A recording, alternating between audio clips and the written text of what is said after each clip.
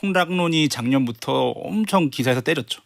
근데 왜 거래가 2, 3, 4, 5 올라갔을까요? 그러니까 그런 부분들에 있어서는 앞으로 공급 부족에 대한 이런 사람들에 대한 그런 부분들이 있고 금리가 이제 올해까지는 피크가 되지 않을까라는 심리가 거래가 되는 거죠. 듣다 보면 알걸요 하다 보면 늘걸요 재테크 비법을 매일 오전 11시 편하고 친근한 경제 파트너 박연미의 목돈 연구소.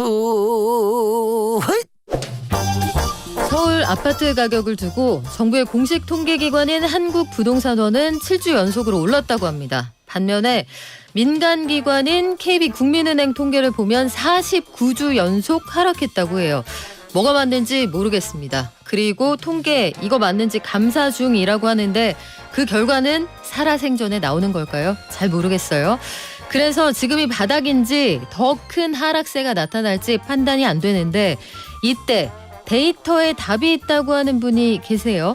하우스 노미스트 처음 들어본 단어인데 조영광 대우건설 빅데이터 연구원이 바로 그 하우스 노미스트라고 합니다. 이분에게 물어보면 답이 있을 것 같죠? 어서 오십시오. 안녕하세요. 네, 안녕하세요. 자, 부동산 시장에 빅데이터를 접목한 하우스 노미스트.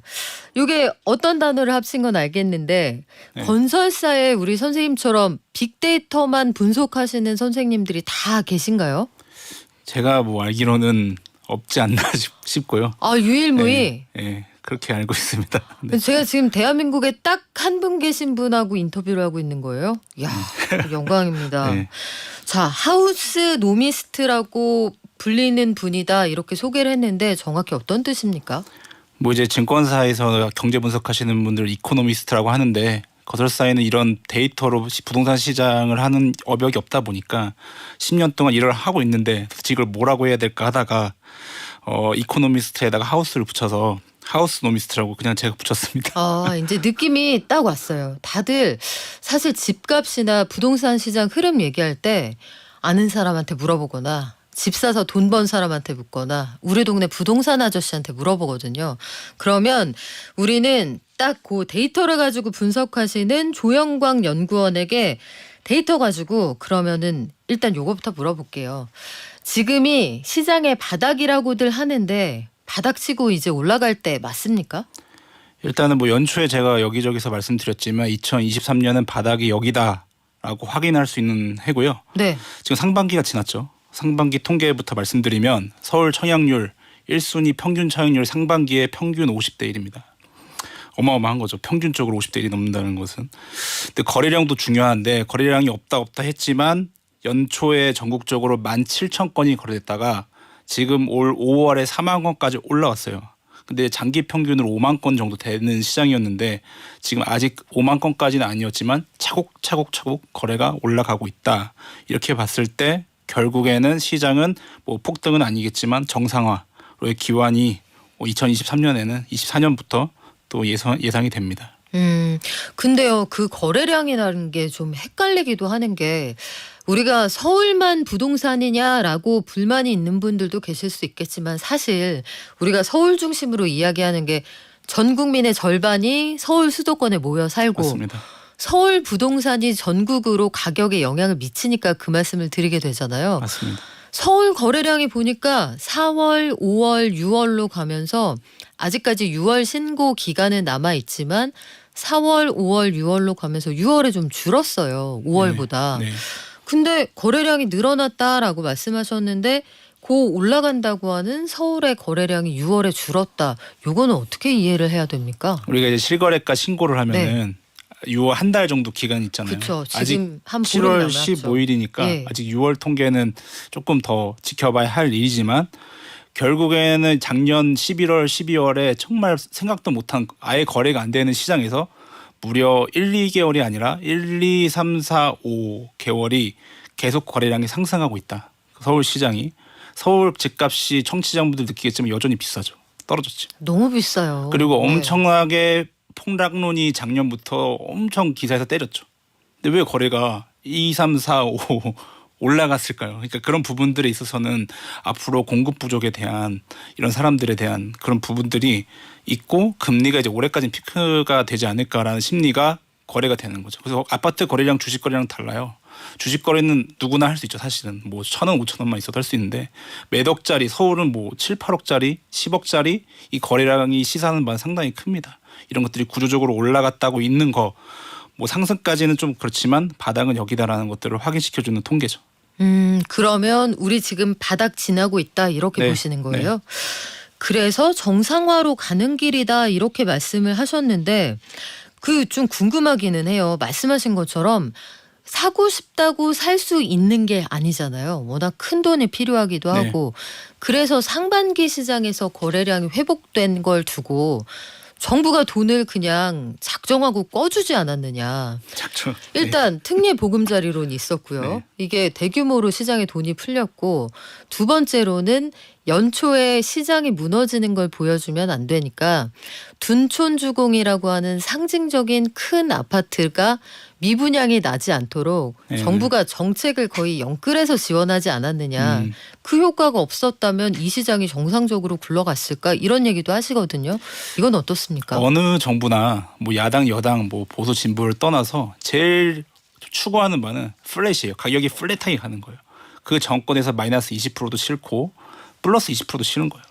그 현재 상황을 그대로 안정적으로 유지되면서 거래도 너무 안 되는 게 아니라 적정하게 되는 것들을 유지하고 싶은 거죠. 그래서 그 연초에 둔촌주공이 제일 컸습니다. 공포 심리가 가장 컸었고 이런 부분들은 사실은 어떤 조합을 위해서라기보다는 경제나 부동산을 제일 위험한 게 뭐냐면 은행의 부도예요. 우리가 자본주의의 총화가 은행인데 그걸 이제 조금 어려운 말로 시스템 리스크라고 네. 합니다. 저희가 실리콘밸리 뱅크도 했을 때 시스템 리스크라는 얘기를 들어보셨을 텐데 은행이 망가지면 다 망가지는 거예요.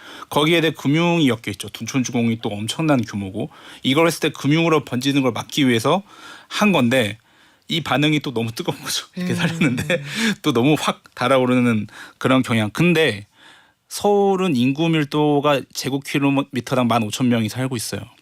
지금도 20, 30대는 서울로 계속 부산에서 계속 올라옵니다. 그래서 그런 부분들이 있어서 기회는 땅은 없어지고 그리고 이럴 때 혹시 더 저가가 아닐까라고 한 망설이는 부분들이 상당히 지금 민감해 있는 여전히 민감해 있기 때문에 어느 정도 대출이 풀린다고 하면 특히 특례 보금자리는 뭐예요? 소득에 상관없이 지금 제일 소외돼 있던 부분이 뭐 돈이 없으신 분도 있었겠지만 맞벌이 하시는 분이 약간 억울했을 수도 있어요. 드신 중에 맞벌이를 하다 보니까 소득이 좀 넘는데 대출이 안 되고 모든 이런 규제에 부분들. 다 걸리죠. 거의. 이런 부분들이 네. 사실 소외된 부분들의 한 축이었거든요. 이분들을 움직이게 한 거죠. 이분은 소득이 있고 맞벌이기 네. 때문에 땡긴 거죠. 땡길 수 있는 거죠. 그래서 그런 부분들을 움직였다. 실수가 움직였다. 그리고 공급 부족이라는 암묵적인 아마 다 인지하실 거지만 서울은 분양이 어떻게 됩니까? 조합 분양이 대부분이에요. 실제 풀린 분양 물량은 30%밖에 안 돼요. 일반 분양이 거의 없다. 없죠. 예, 그런 부분들이 이제 사람들에게 대한 좀 기회가 많이 없다 이런 얘기들을 암묵적으로 던지고 있는 거죠.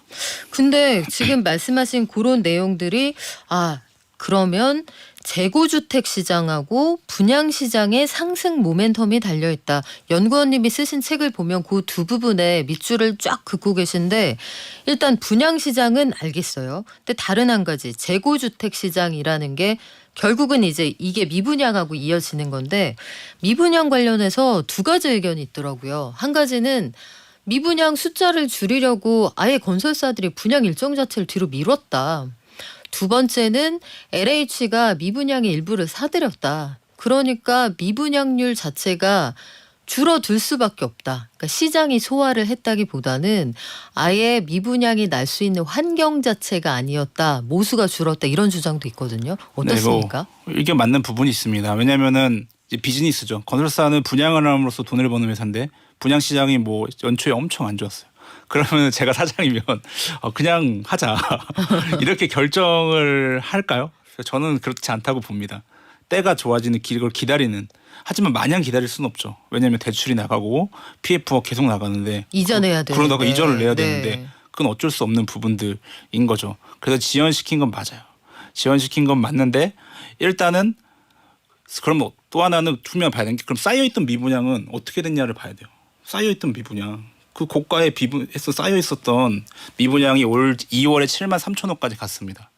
7만 3천호까지 갔는데 물론 공급을 안 한 건 있지만은 평택 같은 경우나 화성 같은 반도체에 있는 미분양이 뭐 제가 현업이 있지만 상당히 빨리 소진이 되고 있다라는 부분. 아까 계속 말씀드리지만 연초에는요. 엄청 공포 막 폭락론자들이 등세를 했던 시간이었어요, 여러분. 그거를 알고 사람들이 산다? 매덕되는 것들 그런 것들 한번 생각을 해볼 필요 있고 더 중요한 금리보다 지금 공사비예요.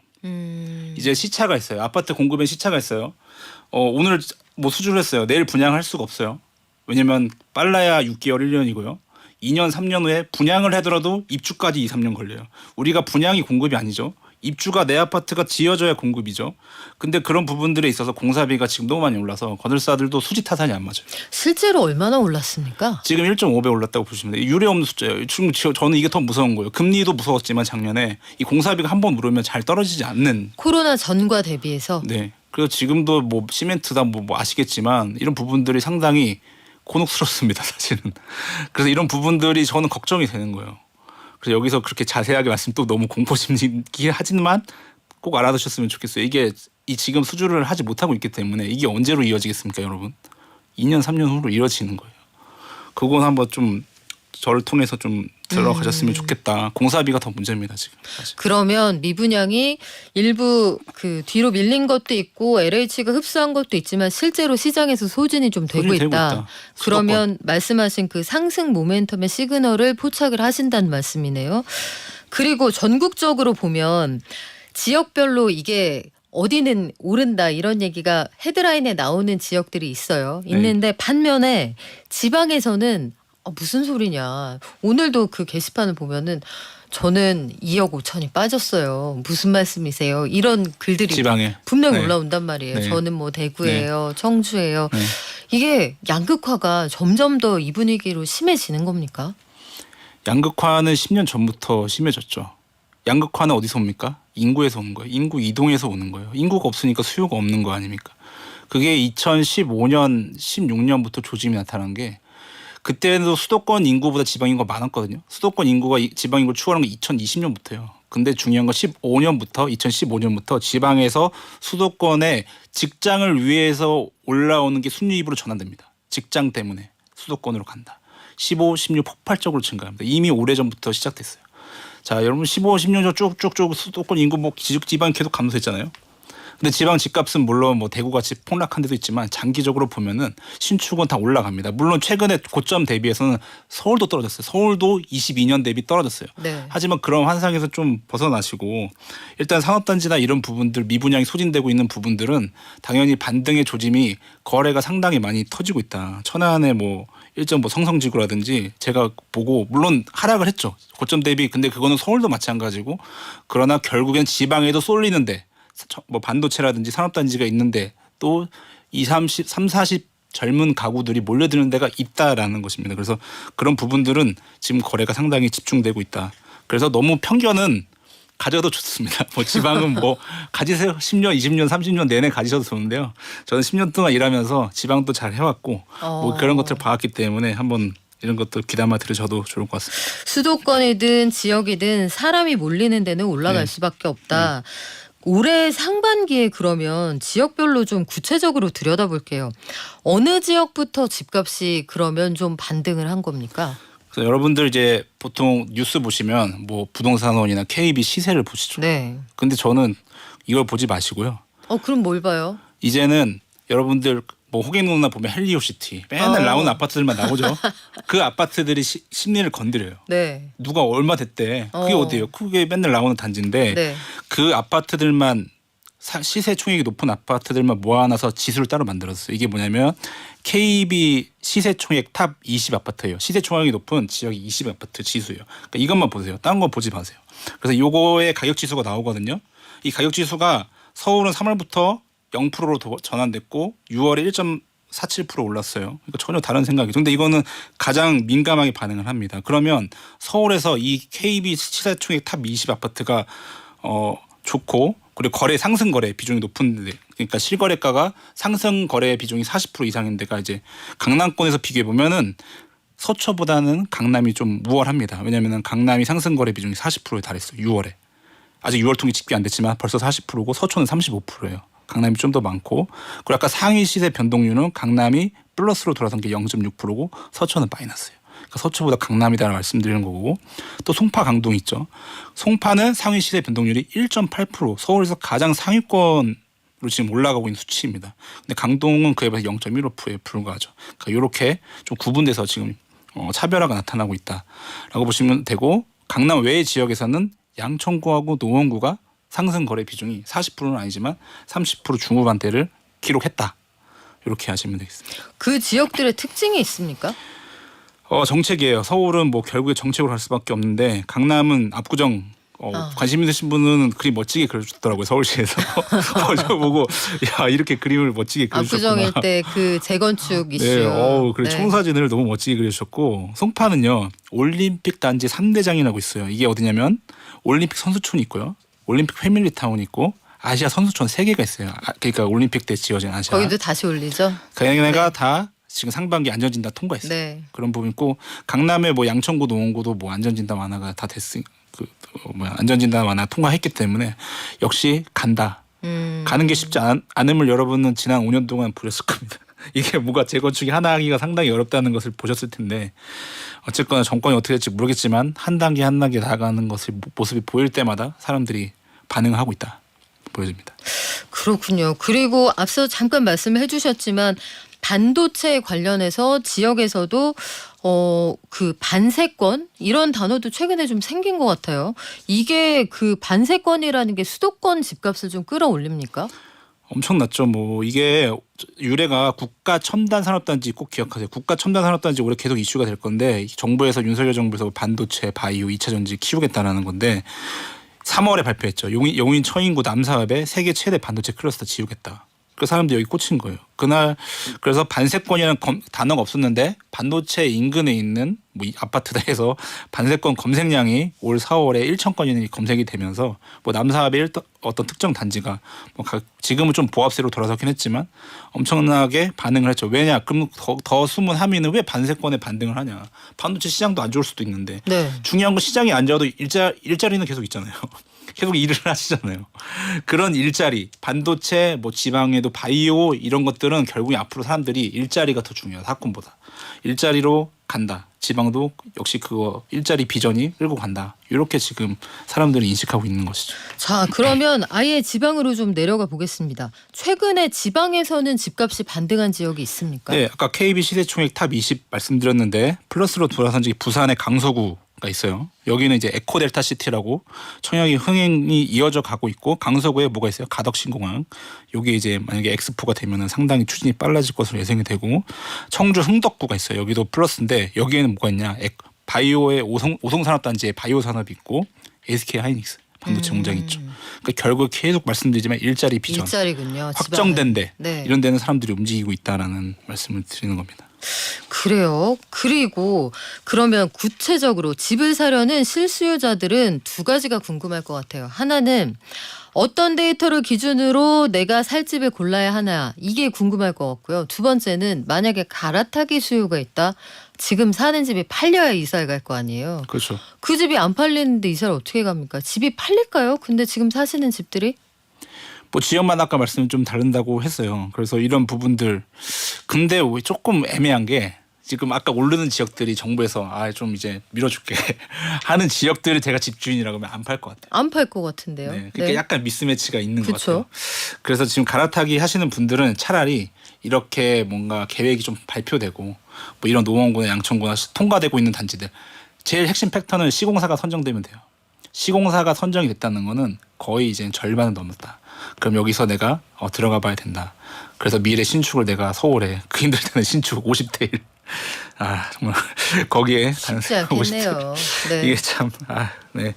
또 하나 이제 두 가지 꼭 보세요. 별표 3개인데 KB 시세총액 탑 20 시세지수 꼭 보시라는 거 말씀드리고 공짜로 다 주어집니다. 그리고 호갱노노에서 실거래 비중 30% 넘는지 꼭 확인하시고 들어가시면 됩니다. 그래요. 어떤 것들이 많이 검색이 되느냐, 그러니까 버즈량이 많다는 것 자체가 사람들 관심이 관심이죠. 많다는 뜻이겠죠. 네. 전세가율은 어때요? 하반기에 우리 역전세 얘기 참 많이 했었는데 네. 일단 정부가 돈을 꺼줘서라도 이 사태 막겠다라고 하잖아요. 네. 전세가율은 어떻습니까? 전세가율은 계속 내려가고 있어요. 왜냐하면 가격이 뭐 떨어지긴 했지만 뭐 역전세하면서 전세도 많이 낮춘 것도 사실이고 매매가가 이렇게 떨어지다가 다시 또 지금 아까 말한 3, 4, 5로 네. 올라가니까 전세가율은 떨어지고 있는데 좀 더 정확하게 말씀드리면 전세 가격은 다시 보합세로 접어들어서 다시 상승의 조짐을 보이고 있습니다. 왜냐하면은 사실은 월세 내고 싶은 사람은 없을 거예요. 내가 그냥 월세를 내겠다. 리스크가 없는데 내가 굳이 월세를 하지는 않을 거란 말이죠. 근데 이제 전세 사람들도 리스크가 있으니 똘똘한 전세들은 더 희귀해질 거예요. 안전한 전세. 네. 내가 다 받을 수 있는 전세들은 없을 거란 말이죠. 사실 그런 부분들에 있어서 선별적으로 되기 때문에 전세 거래량도 사실은 하반기 정도 하면 매도자 우위로 돌아서지 않을까. 지금 뭐 누가 월세 내고 싶겠습니까? 근데 이제 네. 괜찮은 전세는 귀해진다. 근데 그렇죠. 전세 가격이 일반적으로 전체적으로 좀 떨어진다면 그거는 이제 문재인 정부 때 네. 임대 3법 때문에 정말 그런 법을 만드셔서 엄청 전세가 19%가 올랐어요. 19%가 한 해 동안. 그래요. 제가 통계 보면서 깜짝 놀랐어요. 이게 매매 가격인가? 네. 알겠습니다. 우울증이 심각한 거죠. 전세와 관련해서 우리 시장 상황 흘러가는 거 보고 다음에 한 번 더 오세요. 네, 저희가 한번 그 시장 흘러가는 거 보고 우리 하반기에 중간 정리 한번 해야 될 것 같아요. 네. 고맙습니다. 지금까지 조영광 대우건설 빅데이터 연구원과 함께했습니다. 고맙습니다. 예, 감사합니다.